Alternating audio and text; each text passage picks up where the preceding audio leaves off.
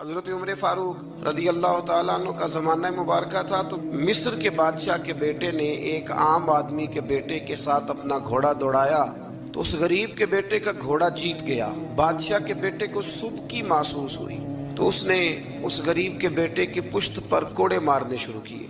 ये गरीब का बेटा रोता हुआ घर आ गया। जब बेटे ने आके घर बताया ना उस गरीब को कि गवर्नर साहब के बेटे ने मेरी पुश्त पे दुर्रे मारे हैं, तो उसने कहा बेटा मेरे साथ घोड़े पे बैठो। कहा अब्बा जी कहाँ जाना है? तो कहा बेटा ये जुल्म का दौर नहीं, ये उमर का दौर है। रात का वक्त था, जनाब उमर सोए हुए थे। उस फरियादी ने दरवाजे पे आके सदा लगाई तो कमाल ही कर दी। उसने कहा उमर बाहर निकलो, ये सोने का वक्त नहीं। जब जुल्म होने लगे दुनिया में तो बादशाह सोया नहीं करते। जनाब फारूक आदम बाहर आए तो उसने कहा उमर हमारी गलती क्या है कि हम गरीब हैं? देखो मेरे बेटे की पुश्त का क्या हाल किया। हजरत उमर ने उसी वक्त बंदे दौड़ाए, फरमाया पकड़ के लाओ गवर्नर को भी और बेटे को भी। दोनों बाप बेटा आए तो कहा बेटा जब इसने तेरी पुश्त पर दुर्रे मारे थे तो तू अकेला था? कहा हाँ। फरमाया अब तो सारा दरबार सजा है ना, तू सबके सामने दुर्रे मार।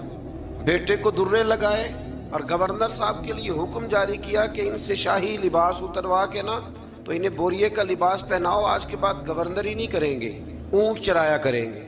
लोगों ने कहा हुजूर गवर्नर साहब का क्या कसूर है, गलती तो बेटे की थी। फरमाने लगे इसी का तो कसूर है, इसी ने तो उसके दिल में ये बात डाली है कि तू गवर्नर का बेटा है। जुल्म को फरोग उन लोगों ने दिया है जो जुल्म सहने लगे।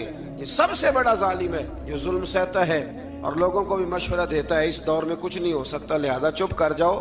कोई एक तो बोलेगा ना, जुल्म जब बढ़ जाता है तो फिर मिट जाता है। लेकिन मैं आपसे गुजारिश करूंगा, कुरान मजीद का 6 पारा पहले नंबर पर हमें कहता है जुल्म सहना छोड़ दो। जालिमों के साथ मवाफकत करना, मुताबकत करना, उनके साथ प्यार करना ये छोड़ दो। जालिमों की दोस्ती अच्छी नहीं होती।